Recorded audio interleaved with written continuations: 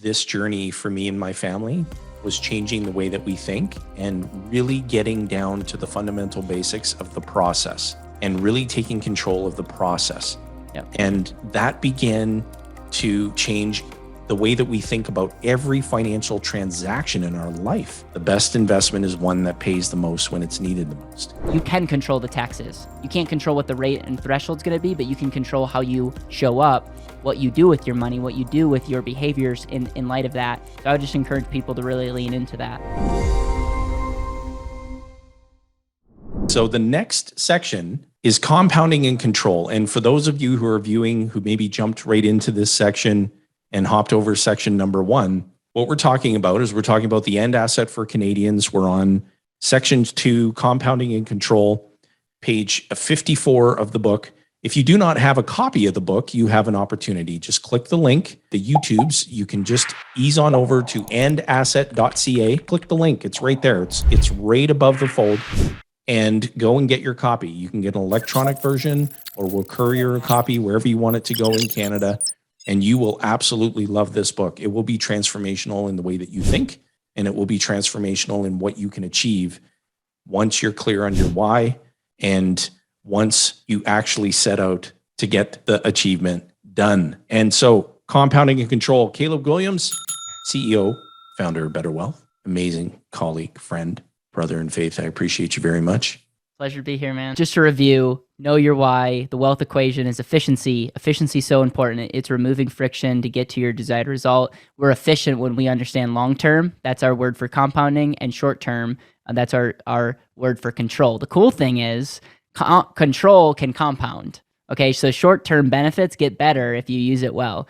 And so the first section was incredible, and I'm just so grateful for a platform and a conversation. I love this. I thrive off of this, and just appreciate you and your questions. So now we're talking about compounding and control, and this section really is, I have a chapter on uninterrupted compounding.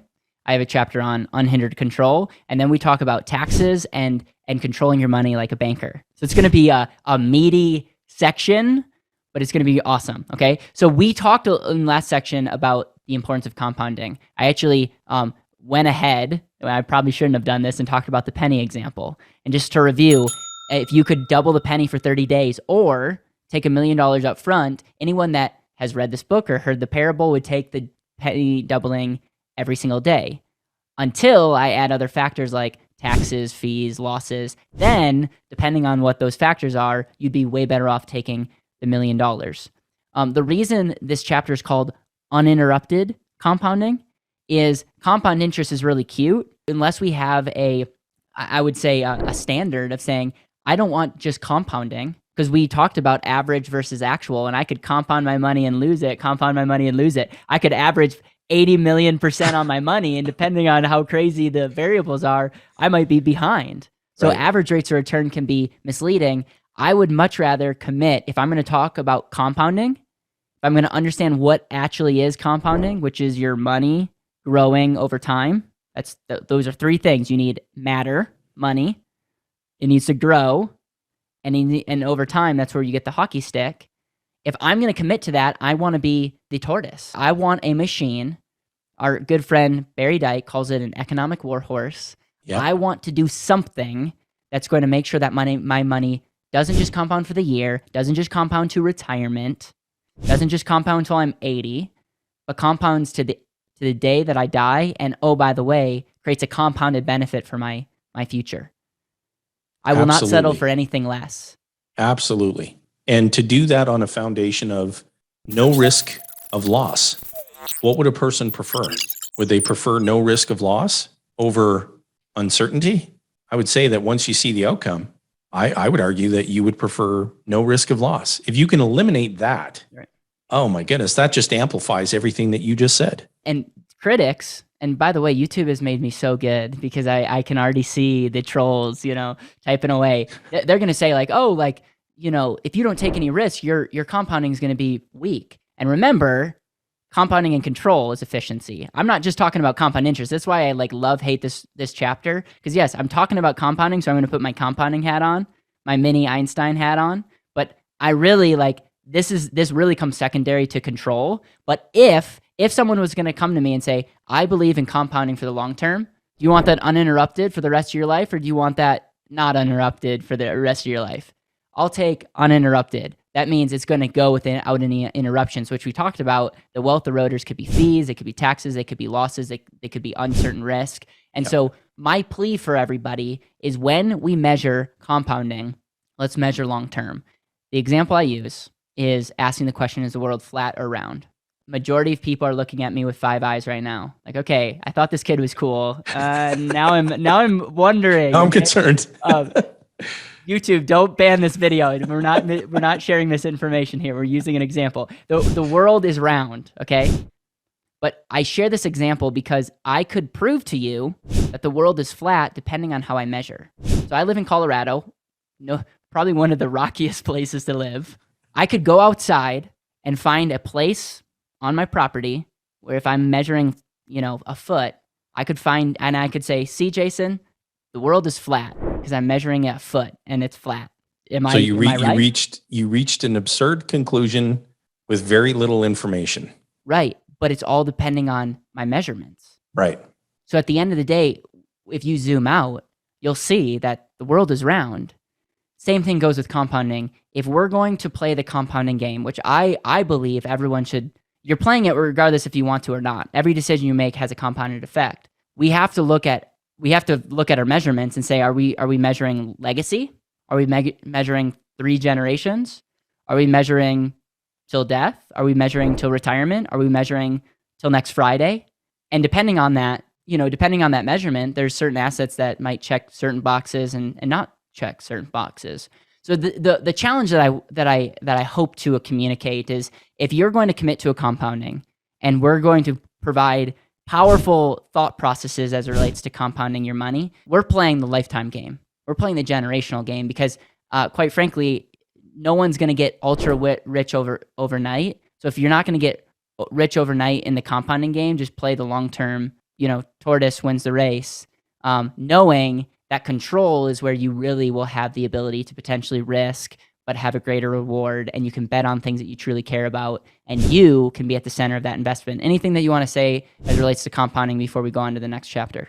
Oh, yeah. I would say that, the institutions that tell you that it's so significant don't practice it themselves. Yeah. Isn't that interesting? And where we're going to go from here is really going to, even bring more clarity to that. But I would just say, it reminds me of a quote from Garrett Gunderson, a gentleman that both you and I know, and that you've built a great relationship with. And Garrett quoted in his book, Killing Sacred Cows, he asked a very powerful question. If the minority of people in the world are accumulating and controlling the wealth, then why do we continue to do what the majority do financially? Well, we've been conditioned to. And Caleb and I are here to help you rethink your thinking so that you can change your life, just like we did. That's right. All right, let's carry on. Let's press forward. So, and hey, before we do that, Caleb, for anybody who's viewing this, if at any point, again, you find yourself thinking, okay, this is really interesting. I've read the book, or thank you for expanding on these chapters. What's my next step? What do I do next? Then what I would encourage you to do is just head on over to andasset.ca. Again, that's andasset.ca. And when you get there, you'll have the opportunity to not only get a copy, and if you already have a copy, get a copy for someone that you care about who think would benefit from the gift of this knowledge. And then you can create a time to be connected with the right person on my team. So again, that's andasset.ca. I love that. All right. So now we're talking about mastering unhindered control. And really, this is where I come alive. I talk about compounding because it's important. It's the thing that it happens regardless if we like it or not.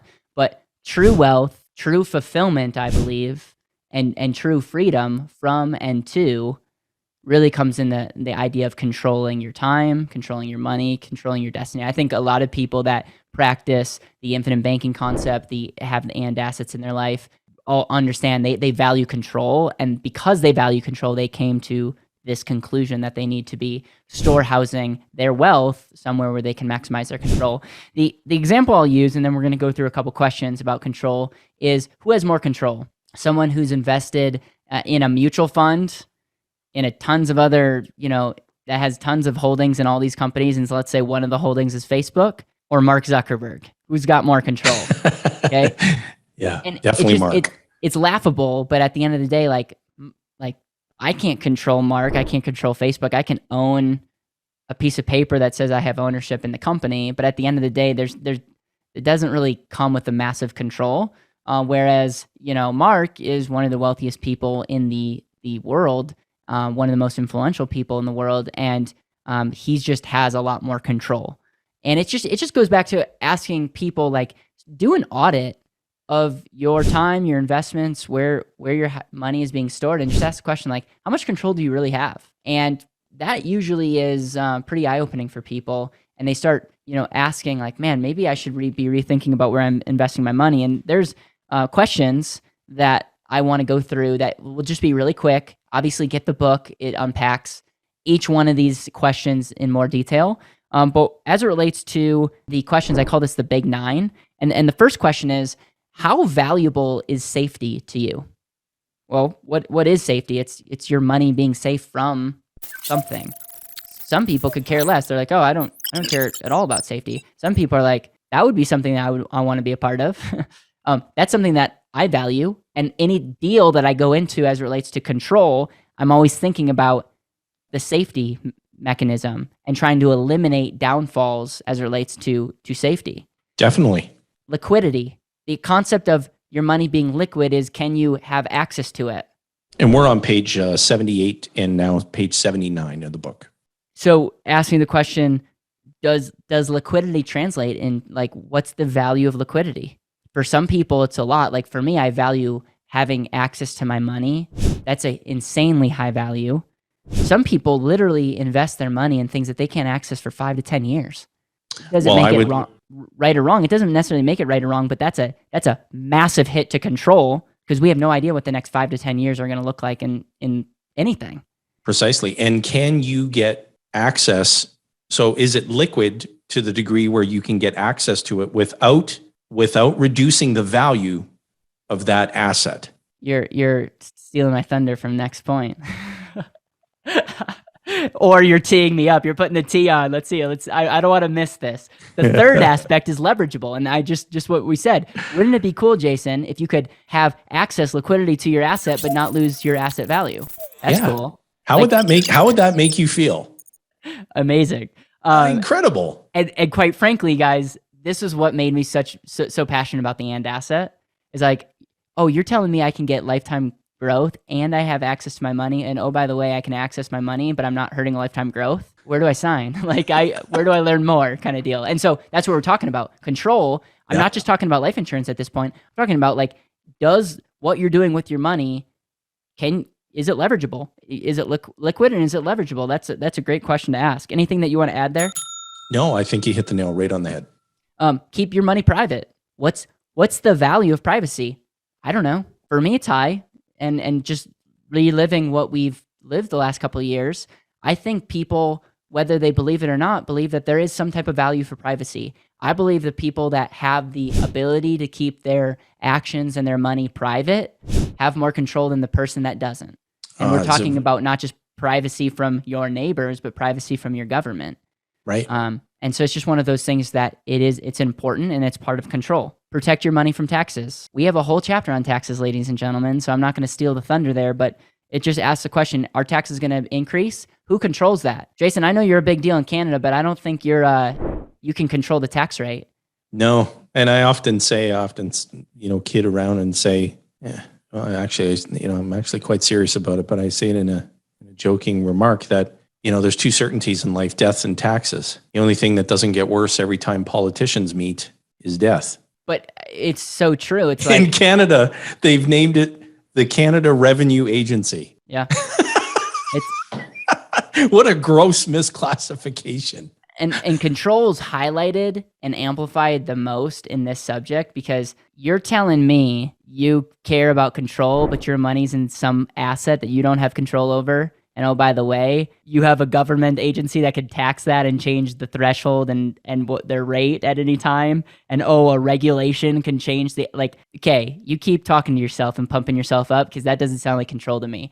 Taxes is one of these elements that I think when we look at the States and in Canada, most people are ignorant to. Most people don't know that there's a better way.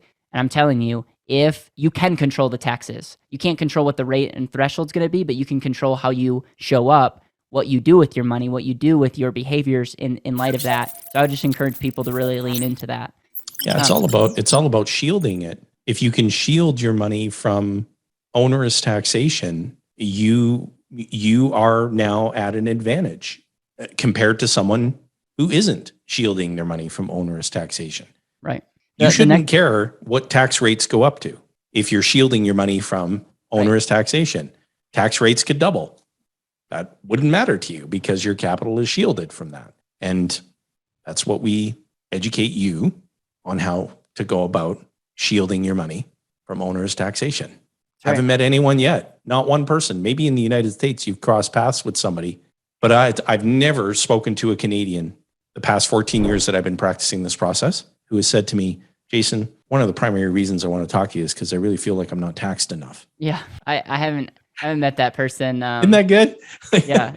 If you're like that, call me. I can be an extra tax to whatever you have. I'm gonna have kids that are gonna need that money someday. So, okay. So number 6 is fees. Yeah. Is your money protected by fees? This is just a quick checklist on how much control do you have. These are not like the 9 questions, like ultimate questions. It's just like, when I think of control, like these are the things that I ask. The next one is your money protected from inflation? I.e., can the government print a bunch of money and would that affect your position?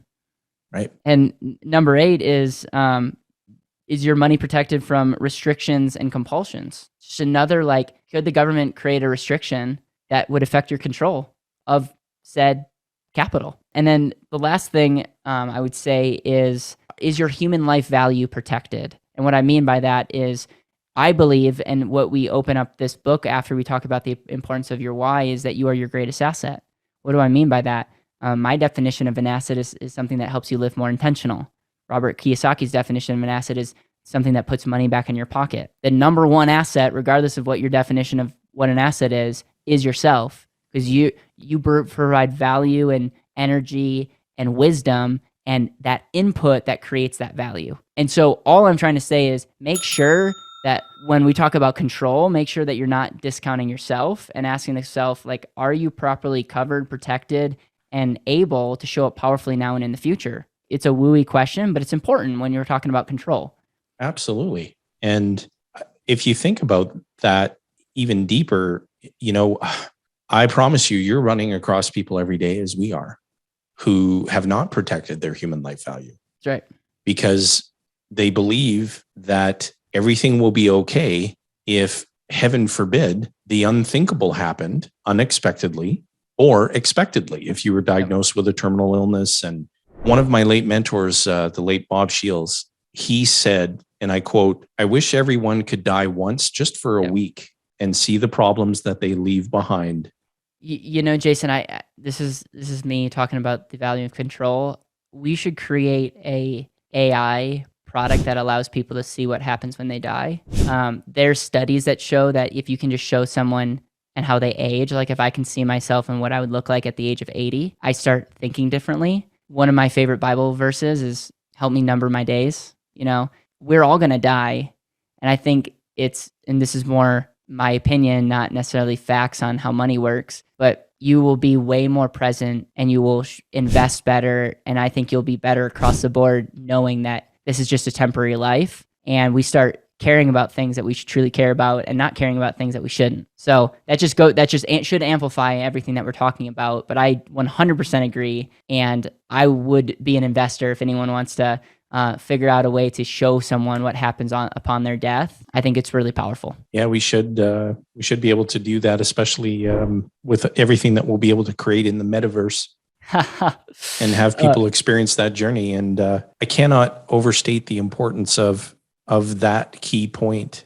I just cannot overstate it. We've had to deliver death benefit before and during COVID, and not one grieving family said that they wished the amount of money we delivered was less. Not one. And that's such an important duty of care that I think every person has a responsibility for. And you may not think that you need it, but if you truly understood what happens when you pass and the people who are left behind grieving and who care about you and who miss you deeply, they still have financial obligations. When you die, your income dies. When you die as a business owner, and I take a look at the balance sheet of your company, I'm not going to find you anywhere on there. And you're the most important person in the business. If you started the damn thing and if you built it and you're gone, someone else is going to pick up your business contacts, your business employees, and they're going to get it at liquidation. The best investment is one that pays the most when it's needed the most. I say that again. The best investment is one that pays the most when it's needed the most. And so this point cannot be overstated enough. Thank you for explaining it. And I'm going to borrow that phrase. That's powerful. The best investment is one that pays the most when it's needed the most. Good. That's going to compound and serve a lot of people. Thank you for articulating that. The next chapter is talking about taxes. Oh boy. You ever push a hot button? Like if you're watching this video and you feel like you're going to spontaneously self-combust, go get a fire extinguisher. Right. Have it on standby. And this is a hot button. And I guess I'll just take one step backwards. The way that we end the control chapter is asking the question, what is the ROI of a golf club? I said this in the last video. It's how you use it. Think about that as relating to taxes. We're going to talk about taxes, and we're not just beating up different entities and our governments. We're saying, depending on how you know the game, you can show up in this next world differently. Yeah. Okay. So the chapter's good. That's all I'll say. You should read it. There's a couple of examples. We talk about gambling. We talk about bank loan. We talk about, the seed or the harvest.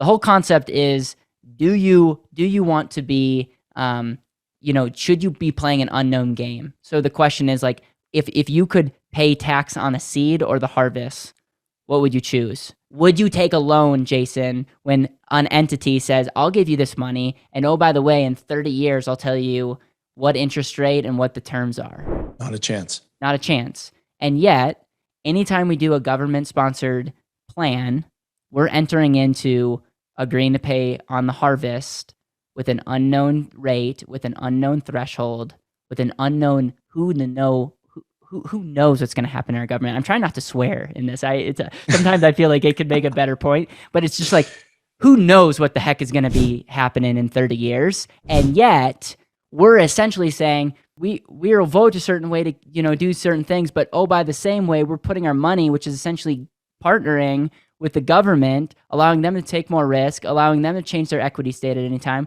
allowing them to essentially take our money. That sounds crazy, but like come back 30 years from now and give me some award. Like that will happen, and yet we're voluntarily doing that. And we're taught as being like conspiracy theorists by saying like, hey, like I don't know if postponing your money to an unknown date is a good idea. All I'll say is this: you don't know the future, I don't know the future. I can look at trends, I can look at values, and I'm not super thrilled about some of the trends and values that I'm seeing in our countries, and that doesn't point to lower taxes. It doesn't. Yeah. There's nothing that trends to say, oh, like by the way, the trillions of dollars that we printed, which I know both countries did. I think we win some type of award for printing more money than Canada. Like, does that trend say like, oh, by the way, like we've printed all this money, and oh, by the way, we're going to lower your taxes? No. Last thing I'll add is inflation is a direct tax on everybody, including the poor and middle class. Definitely. Direct tax. Definitely. I would add to what you shared, Caleb, because if you look at it from this perspective, and just ask yourself the question, who is going to pay the bill? And if you had an opportunity, if I said, you know what, Caleb, we're gonna go on a cross country road trip together on Route 66. Now, I want you to know, because we're 50 miles into our journey, and there were some things that you weren't aware of. And I've just told you that there's a ticking time bomb in the trunk, and you and I have no idea when it's going to go off. Is the conversation on the road trip going to change? And we cannot bail out of the car, okay? We cannot bail out of the car without losing a limb. So we feel stuck. Yeah. We feel like we don't have control. Yep. Right? It's like the movie Speed, when she's driving the bus, and if she gets below a certain miles per hour, the bus is going to blow up. Right. But you and I have no idea when the ticking time bomb is going to go off. Right. Versus if we get to travel Route 66, we have an amazing journey, amazing trip. We have a car with no ticking time bomb in it.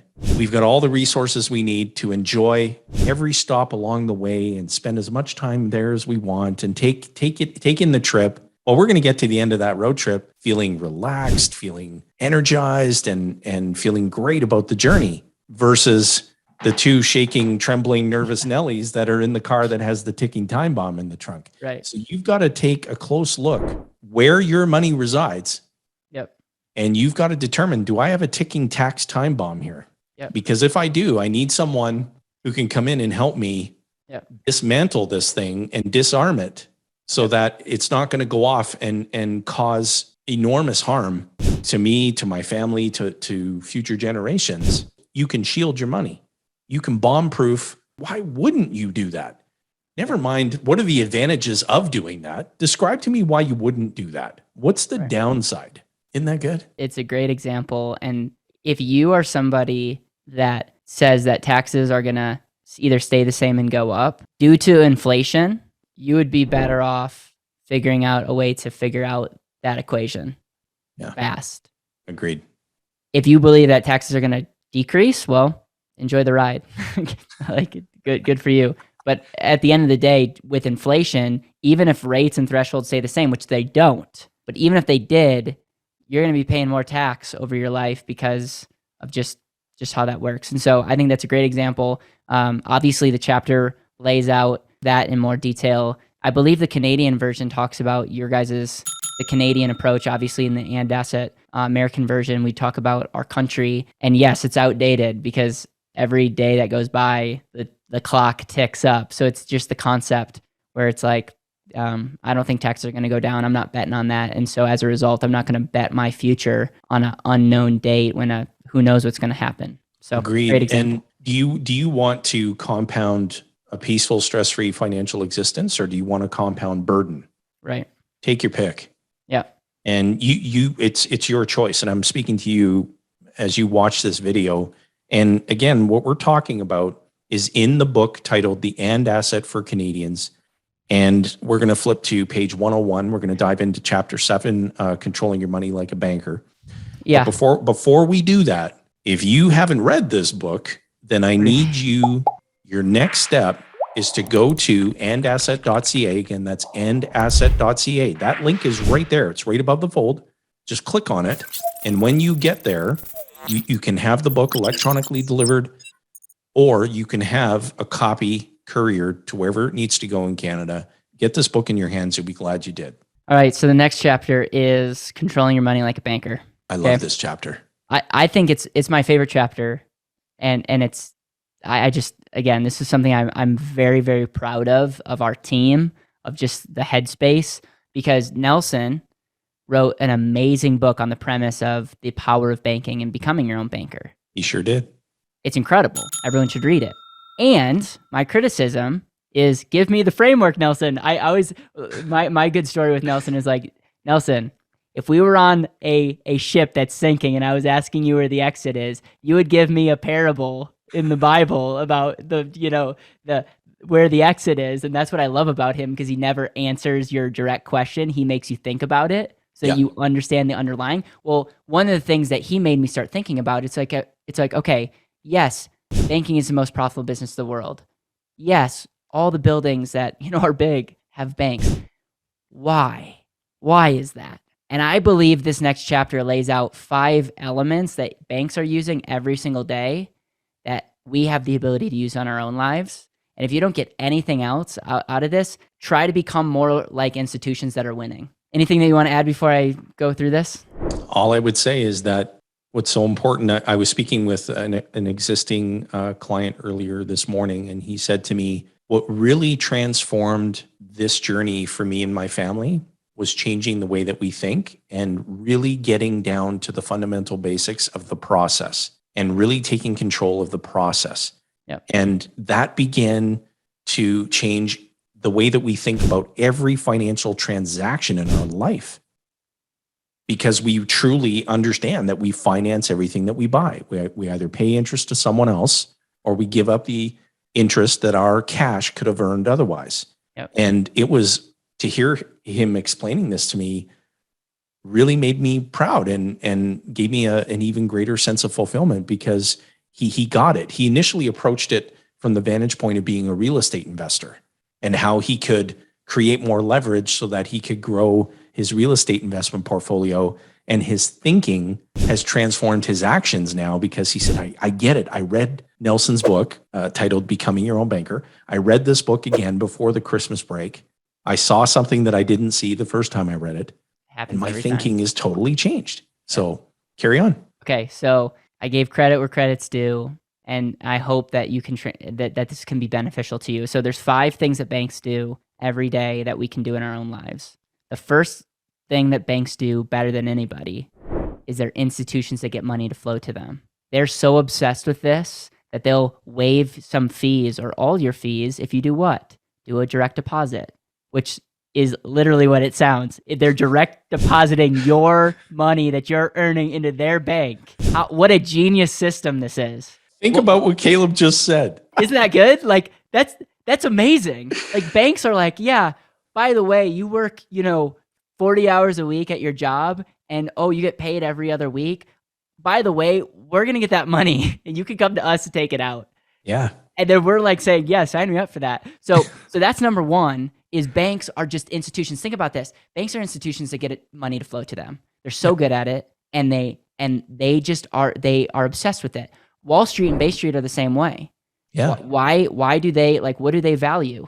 Systematic deposits, where they're actually taking money out before the paycheck. So it's like they're competing with each other. But at the end of the day, they're both institutions that want your money and want as much of it as frequently as possible. It's a cash flow game. And for as long as possible.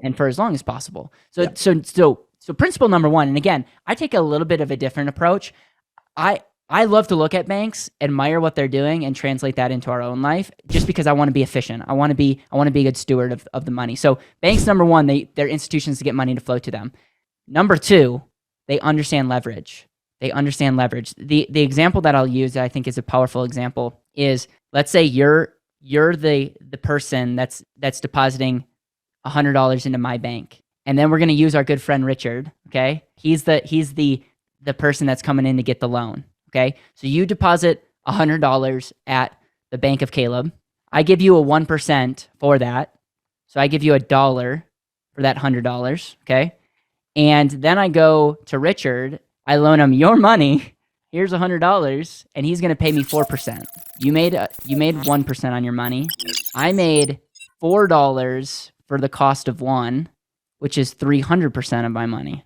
What's the difference? The difference is the leverage. Right. This is a really important concept, and it's going to compound in the next chapter, in the next segment. Understanding how to control leverage is so important. Banks do it better than any other institution. They add something that we'll add at the fifth element of banking that gives them an unfair advantage to us all, but they're able to leverage that scale and do it in a really powerful way. Anything that you want to add on that? Because being able to leverage your money is something super powerful, and we can learn how to leverage our own money and create the banking effect in our own life. I think you hit the nail on the head yet again. Number 3 is liquidity. One of the big principles I gained from Nelson is the golden rule.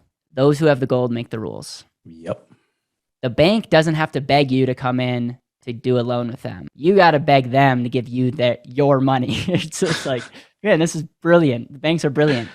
At the end of the day, the opportunity will seek you out if you have money. If you have access to capital, opportunities will come. Good, bad, ugly. They'll come to you. And Why? if you have ready access to capital on demand on your terms, yep, then you are at an even greater advantage than someone who doesn't. Right. So banks flow. They're institutions to get money to flow to them. They leverage your money. They make a killing on your money. They don't have to convince people to come to them because people are coming in for loans. So they have the gold, so they'll make the rules. And number 4, when Richard takes out a loan for a house or a car, he's got to put his house and car and his firstborn as collateral in case he doesn't pay back. The bank, am going to foreclose on him because I don't want to risk my money. Right. So banks are also amazing institutions that reduce their risk because they're saying, yeah, you can take a loan, but what collateral are you going to give me? And by the way, if you don't give them collateral, I'm going to charge you some crazy amount of interest rate and ruin your life if you don't pay me back. And ruin your credit. That's what I mean. You inhibit your ability to access capital in the future. Yep. Become your own banker.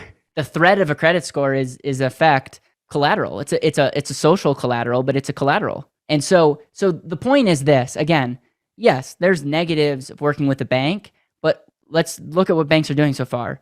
They're getting money to flow to them. They're utilizing leverage. They're creating opportunity. And number 4, they're eliminating the risk. Brilliant. When you can use leverage and eliminate your risk at the same time, awesome. Number 5 is velocity. The concept of velocity is just money in motion creates more money. Best, I think, example of this is the difference between a stagnant pond and a river. Water can be powerful if it's in motion, and a lot of people are just having their money and it's not in motion. But if you deposit your money at a bank or you deposit your money in Wall Street, you're in a pond, they're in a river because they're taking your money and being able to utilize it because they know that money in motion creates more money. Banks are able to use, fractional reserve lending and all these fancy words by just saying that they can do what we can do on steroids. But at the end of the day, the principle here is get your money in motion. So this is my favorite chapter because this really gives you the blueprint. If you can apply these 5 principles of banking in your own life, remember us and let us know how that translates into value in the next 10 years of your life, because I think you're just going to start seeing opportunities in money and saving so differently than you do now. That was amazing. And so why don't we recap the key teaching moments in section 2? And there's another chapter. Pardon me. Okay, we've got one more. More. Actually, no. The next section is controlled compounding. So we're going to talk about. So I apologize. No worries. That's good. So you had me worried because my copy of the book, I was like, I'm in the next section here. Yeah. Did I get a misprint?